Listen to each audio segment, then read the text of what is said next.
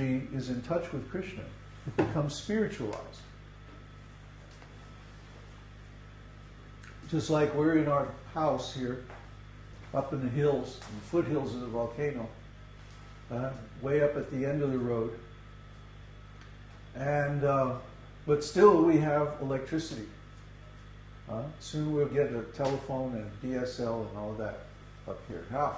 By running a cable. The cable is connected to the telephone exchange or the powerhouse. And so it's empowered. It's connected. It's hooked up. Therefore it's active and we get some energy, some service. If we plug the thing into the outlets, the camera or whatever, or the computer, they work. We plug in the thing into the phone line, the modem, and then boom, we have internet. Hopefully they'll get around to installing it one of these days. We've been waiting over a month now. But the point is, it works because it's connected, it's hooked up to some central source. Similarly, everything that exists is emanated by Sri Krishna. He is the original source of all emanations. That's why he's called the Supreme Personality of Godhead. So, everything, when it's in relationship with Krishna, is his energy. And because he's spiritual, therefore his energy is all spiritual too. But when we see his energy, or when we try to separate his energy from him, then it becomes material. And it's temporary. Try to understand. Like in the beginning of the universe, Lord Brahma is trying to create the planetary systems and stars and stuff like that. And he first of all meditates on Sri Krishna for 10,000 years of the demigods. Long time. And finally he realizes Sri Krishna. And Krishna gives him 4 verses. They call the Chatushloki. Means the 4 verses. 4 essential verses. And these are recorded in the Śrīmad-Bhāgavatam. And the Śrīmad-Bhāgavatam. And Krishna says to Lord Brahma, everything is my energy. But when it appears separate from me, know that this is a reflection in darkness. Okay? In other words, the energy in the material world is real because it's emanated by Krishna. But we see it in the wrong way because we see it as separate from him. Try to understand. Take anything, like this glass, for example. What is glass? Silicate. It comes from sand, refined sand. So, where does sand come from? Well, sand is eroded from mountains. Like you can go down here to the volcano and you see big, big flows of sand coming down. Black sand, volcanic sand. Where does the sand, why does the sand get ground up? Because of glaciers on the volcano and the snow pack moving and like that. And it gets ground. It's originally rock. Igneous rock comes up out of the ground. And then it gets ground down into little particles, and gradually the streams and rivers take it down to the ocean. And you go onto the beach and you find all these particles of sand, mostly silicates. So when that's refined, then it becomes glass. But where did it come from before that? Well, the planet was a big molten ball of something or other. Underneath the earth, there's still all this molten stuff, and it comes out, and it gets.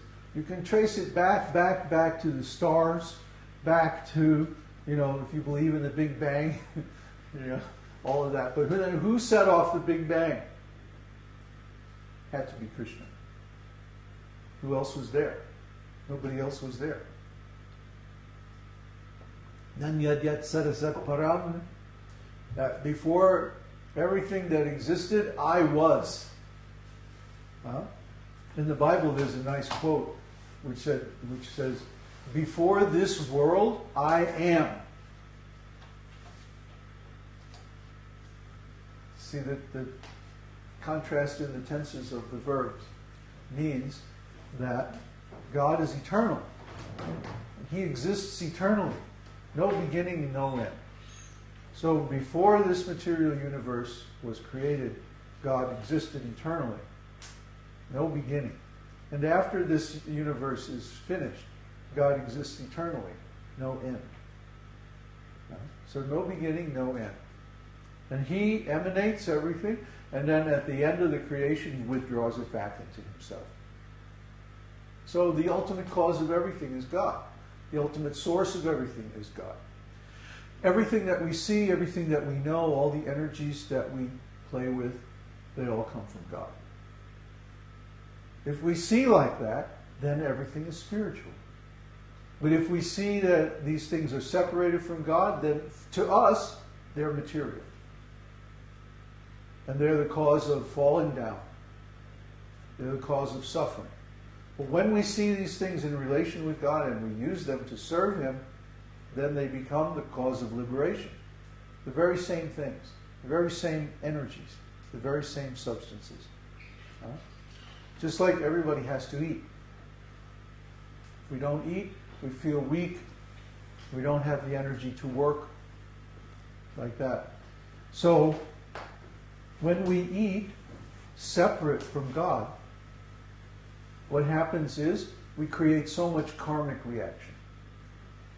But when we offer our food to God, just a simple act of offering food to God and restoring it back into relationship with Him, frees us from so much karma.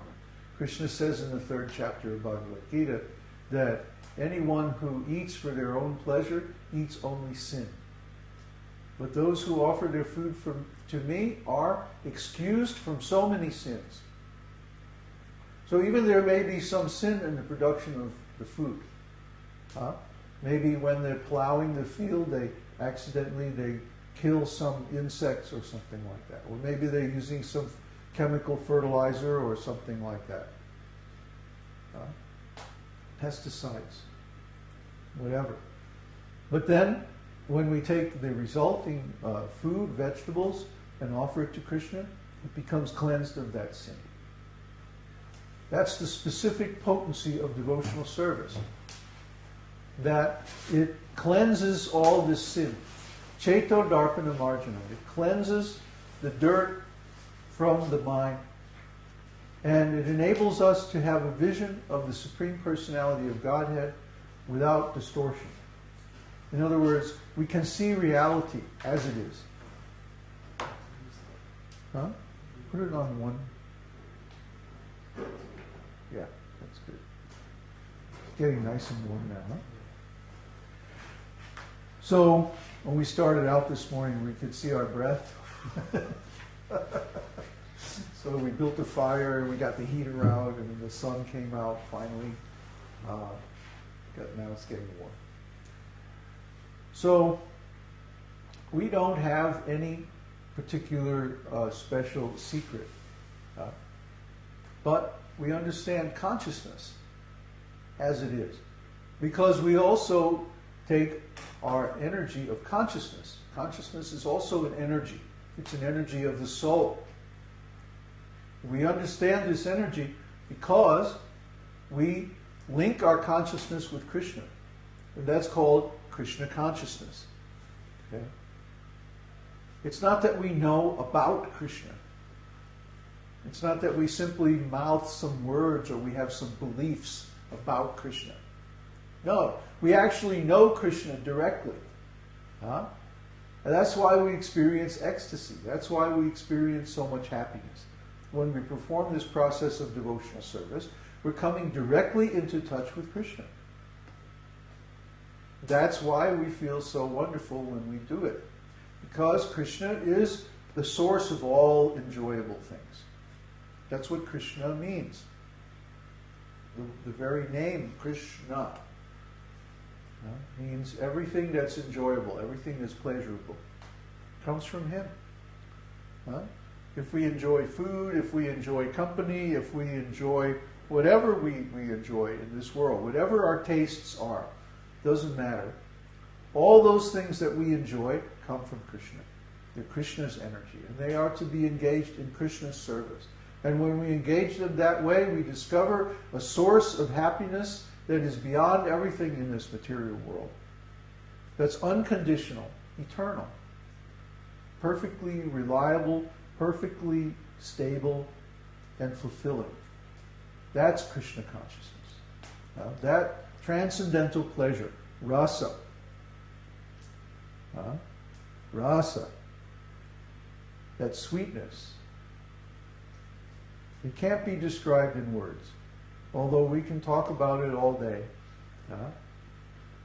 Just last night we had a long talk about how rasa is generated. It's a deep psychological process. But you don't have to know all those details to get started anyway. If you want to be a teacher, yes, you have to know.